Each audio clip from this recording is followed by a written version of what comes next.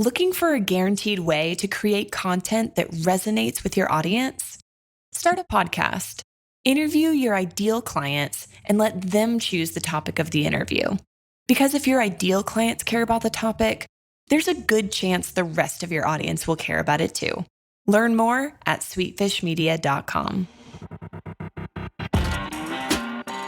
You're listening to B2B Growth, a daily podcast for B2B leaders. We've interviewed names you've probably heard before, like Gary Vaynerchuk and Simon Sinek, but you've probably never heard from the majority of our guests. That's because the bulk of our interviews aren't with professional speakers and authors. Most of our guests are in the trenches leading sales and marketing teams. They're implementing strategy. They're experimenting with tactics. They're building the fastest growing B2B companies in the world. My name is James Carberry. I'm the founder of Sweetfish Media, a podcast agency for B2B brands, and I'm also one of the co-hosts of this show. When we're not interviewing sales and marketing leaders, you'll hear stories from behind the scenes of our own business. We'll share the ups and downs of our journey as we attempt to take over the world. Just kidding. Well, maybe. Let's get into the show.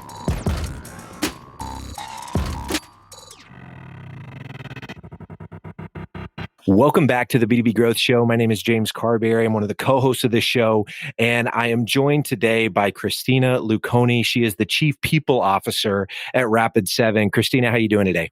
Hi, good, James. How are you doing? I am fantastic. So, Christina, you got on my radar.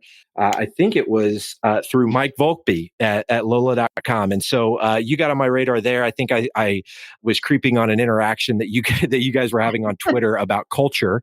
And I loved what you had to say. And I thought, man, this would be incredible for our B2B growth audience. And so today, Christina, we're going to be talking about how we're going to understand who they are.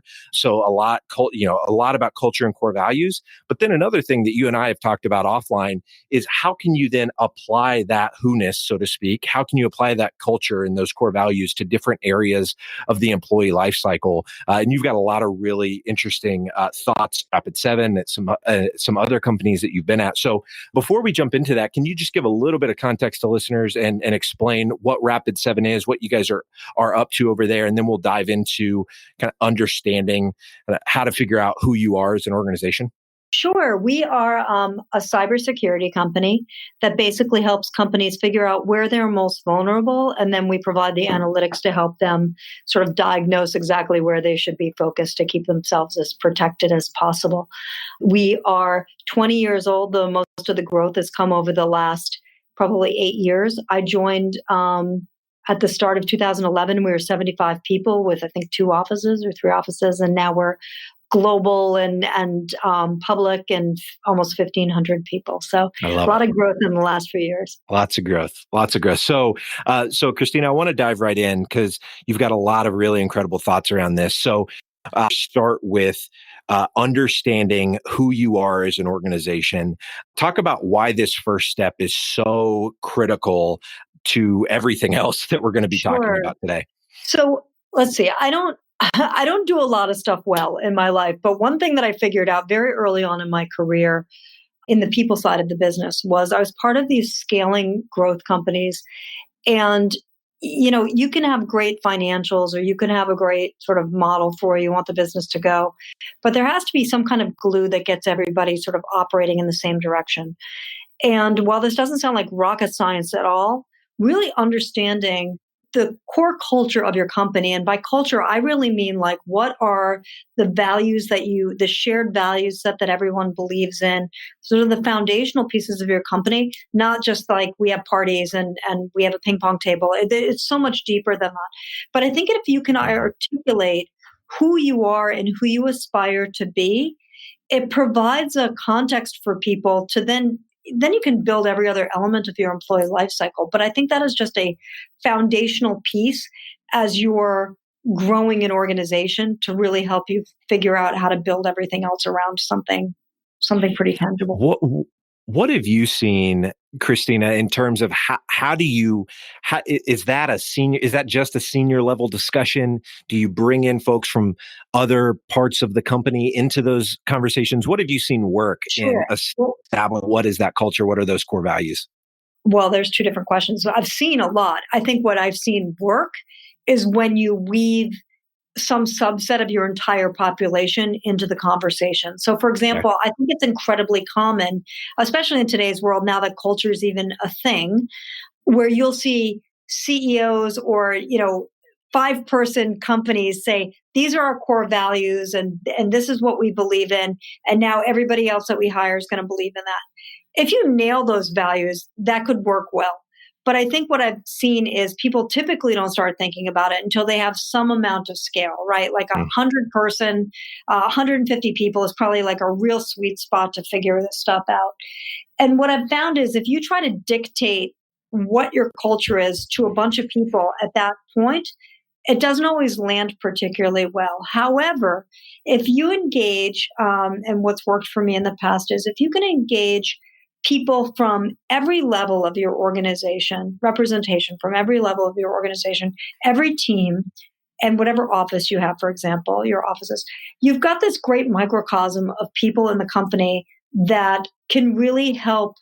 If you can get that group of people aligned on who you are, you're probably on the right path, right?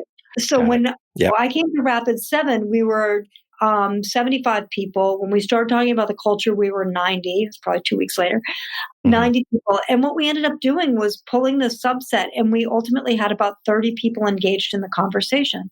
Now, it doesn't mean that the Nice. inmates from the asylum and, they get to whatever the employees say goes. But it gave us a really good starting point to say, here's what's really important to us. Here's who we think we are. Here's who we aspire to be. And then we were able to take all of that great work back to our executive team and say, what do you think? And not surprisingly, they did such a great job. There was natural intersection. It was great. I mean, we ended up tweaking a couple of words, but ultimately our people, our culture was by the people, for the people. And we had a third of the company already sort of flag waving culture carriers because they've been part of the conversation. I love that, giving them ownership throughout the process, because if they own the creation of those values, obviously they're going to own what we're about to talk about, is the execution of how do you actually embed those values throughout the entire business. Any thoughts or suggestions that you would have to companies at this stage in their business? They're starting to think about this stuff. Maybe they're around the 100 employee mark, 150 employee mark. Is there a certain number of values? I know I've heard Patrick Lencioni talk about, 3, the likelihood of people remembering them, goes down a bit, but I know that other people have other thoughts. How many values do you think companies should aspire to land on? I'll land on 5, right? I mean, 3 maybe too few and 7 is way too many. So, 5 might be the sweet spot. But what I've learned over time, and I spent a lot of time talking to companies trying to figure this stuff out, and I would always err on the side of scalability and who you want to become. There's a big piece of this that's aspirational, not just who we are today at 10 people or 100 people, but can you envision your company being successful with several hundred people or public or wherever you want to imagine yourself? And will those values hold up? So, for example, I was talking to a company just a few weeks ago about some of their values, and I was kind of challenging on them, where one of their big values was, we want to have fun every single day. And I'm thinking, you cannot be at a startup, because I am passionate, I love, and I can find humor and fun, but it's not always fun. And sometimes you're going to hit bumps in the road and it's going to be super painful, but it's how you work through those. So I really challenged them to think about, is that a scalable value? That might be fun when it's 5 guys in a basement together making stuff happen. But as your company begins to grow and scale, is that something that you can really ground around? Or what is it you're totally after? Is your element of fun, I want to learn something. We want to challenge ourselves to learn something every day because that's what we perceive to be fun. Or we want to always be in this together and never fail alone, or whatever. So I'll really sort of what's the meaning behind what you're trying to say? And I think sometimes companies will take a bit of an easy way out where it's look, we came up with 5 really fun, creative values and everyone's going to remember them and they're going to look amazing on a coffee cup. And honestly, I don't know that that's truly challenging yourselves to do the hard work, because I think a lot of it is not, we don't even have our core values hanging up in our offices. You actually won't find them, because not only do we want people to know what they are, but we want people to embody them. like what's way more important than you memorizing a phrase is that you deeply understand what impact together means to this company, right? Mm-hmm. Teamwork in my company might mean something very different to another company. But by impact together, which is sort of our version of teamwork, we're hitting on elements of collaboration and grabbing a shovel to help one another, et cetera. So we really need people to understand what it means in this context, not just a clever phrase. I love that. So once an organization has started to put some legs on this, they've defined their core values. This is the part of the conversation where I was really fascinated in our kind of pre-call that we did a few weeks ago. Can you speak to what some of those areas have been? I know we talked before Sure. about all the way back to when you initially reach out to a job candidate, all the way down to offboarding, when someone is leaving the organization. Can you speak to some of those touch points within the employee life cycle and yeah, how I mean, the values shape those?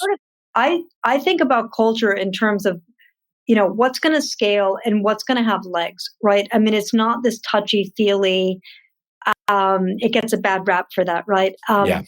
But that's not what it can be such a pivotal piece of your success equation if you nail it. And I believe the way that you nail that is to truly weave it into every element that touches your people. So you're right. I think if you think about the first interaction you ever have with a candidate, straight through to the day you part ways and everything in between. So that could be development. It could be how you promote people. It could be, training. It could be whatever. Your benefit could be anything that touches your people throughout their duration at your company.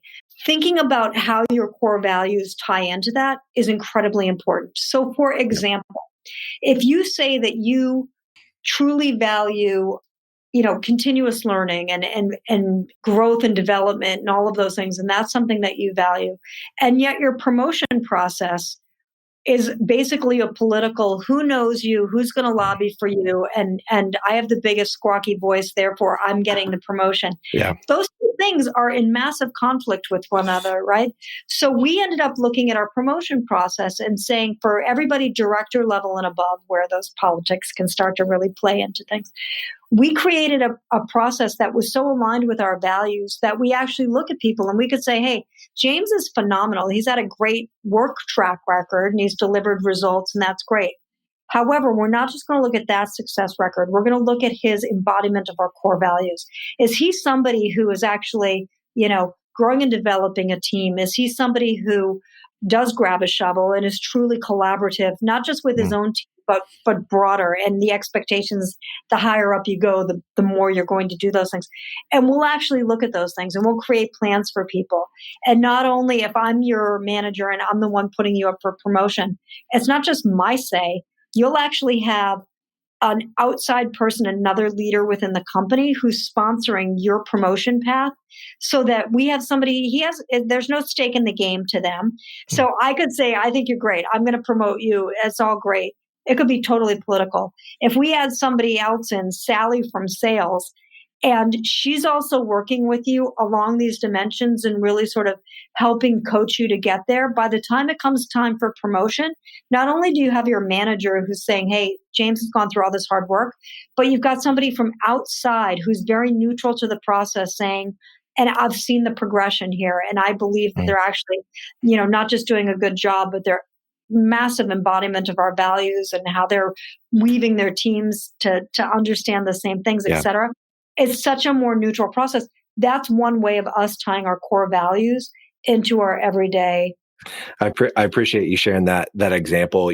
There's so many different touch points that we don't often think about. And it's when you're reaching out to candidates, our COO mentioned to me the other day, he said, man, James, because love people well is our number one value. And he's like, man, James, I was thinking about how do we integrate love people well into how we issue a job offer? Because that's a really fun thing. When you get a job offer, that's just in and of itself, it's incredible. But right now it's just like, it's a Google Doc and that we're emailing to someone. How can we embody that first value of really loving someone well in that experience? And so he was like, what if we did like a drone drop and like dropped a drone of something that had the offer on that went, it is super outside the box. Is that even, would we get shot down by the government probably? And so I just thinking examining every element. So whether that's the interview process, onboarding when they're brand new, the quarterly rituals. This is something you mentioned. You guys do a values award on a quarterly basis. Work anniversaries, birthdays, team goal achievements. There's so many different options for us to be looking at to say, how can we embed our core values into these different things? Yeah. You also, there's another kind of another thing that's not necessarily a part of the employee lifecycle, created your physical space, or you've made your values a part of your physical space. Can you explain how you guys have done that? Sure. We've grown significantly over the last several years. So we literally just moved into our latest headquarters, and it's the fourth one we've had in 8 years because we kept outgrowing space. And as we contemplated this new space that we would have, we're in Boston, spaces at a premium. It's really hard. And now we're in almost 150,000 square feet for 650 people. And to try to find that space in downtown Boston was a challenge. And there were a couple of elements that we really thought about, and we really challenged ourselves to weave our values into how we were approaching space, not just to find the coolest space we could find because it would help us hire people or retain people, but we looked at innovation. And when we had moved to our last headquarters, we were in downtown Boston and the financial district, which used to be home to tons of banks. They all, went belly up or consolidated.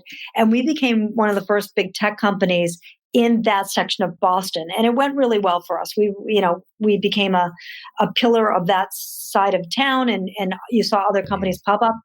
When we found this space, which is on the site of the old Boston Garden, where there were so many Celtics championships and Bruins championships, et cetera, they had actually knocked down this space and rebuilt the garden a few years ago, just a few feet. But we thought, what an amazing thing that this city is doing, where they're building a building on top of this old garden site. So it's kind of a cool hollowed ground, kind of great challenge for us to live up to. But they were also building around the city and around us. So they've revitalized this area so much that it became really attractive to our people. So we wanted to come to this North Station where the Boston Garden is, and it's literally right outside our door, is this central commuting hub for people from the north of Boston, south of Boston, everywhere in between, to now easily get to work in a very crowded, congested city. But it was also this opportunity to rethink how we work. And what we ended up doing was, because we're now 650 people in this one location, we brought together our Boston office, which was a lot of sales and execs, with our Cambridge office, which is literally just 10 minutes down the road, but was a development office. And we very rarely partnered those groups together. And we thought, here's the first chance we've ever had to partner everybody under one roof and to really collaborate the way our values suggest we should. And what we ended up doing as a very physical manifestation of that vision was to build this. We have 4 floors here. And we literally cut a hole in the center of the floor. Wow. And you stand on the ground floor at our check-in desk, and you look up and you can see all 4 floors. And what's that meant to represent is connectivity and collaboration. And you'll see people from all these different groups. Like, we've created spaces on each floor that would make you want to go to that floor. So for example, the ground floor, the 4th floor, is where we have a barista bar. That's not so we can be super cool and try to keep up with Google, which we'll never be able to do. But it's a place very centrally located. Everybody's going to drink coffee. And we invested in a really amazing barista who knows everybody's orders. And it's like your own personal Starbucks. But we're finding people from sales are standing next to people in products in line for coffee, and they're having conversation together. Then we're finding they go up to their different floors, and rather than just be stuck at a desk or in a closed conference room with a door, we have those. We have traditional places where you need to have those conversations, but we've also built workspaces that are much more progressive with how we now work together. So you might find an open conference space with no doors. It's out in the middle of nowhere, but there's a whiteboard and a couple of really comfortable chairs so that people can sit there and brainstorm together. And then you might find little closed off, little British looking telephone booths so people can have personal conversations, with a doctor without having to worry about anybody overhearing them. So we really challenged ourselves to understand how our people work, how they would use the space, and then we created space to accommodate. I love it. I love it. That's fantastic. Christina, you've shared a lot of gems here. I know our listeners are going to get a ton of value out of this. If our listeners want to either one, stay connected with Rapid7, if they're curious more about what the company's doing, where can they go to do that? Sure. So Rapid7, caveat, we are hiring, so please contact us. But www.rapid7, so RAPID, and then the number 7.com. And then if you want to ping me, probably the easiest way to get me is email CLUCONI@rapid7.com. And I will do my best to get back. Awesome. Thank you so much, Christina. Again, this has been fantastic, and I really appreciate your time today. Sure thing. Thanks so much, James. I appreciate the time. We totally get it. We publish a ton of content on this podcast, and it can be a lot to keep up with. That's why we've started the B2B Growth Big Three, a no-fluff email that boils down our 3 biggest takeaways from an entire week of episodes. Sign up today at sweetfishmedia.com/big3. That's sweetfishmedia.com/big3.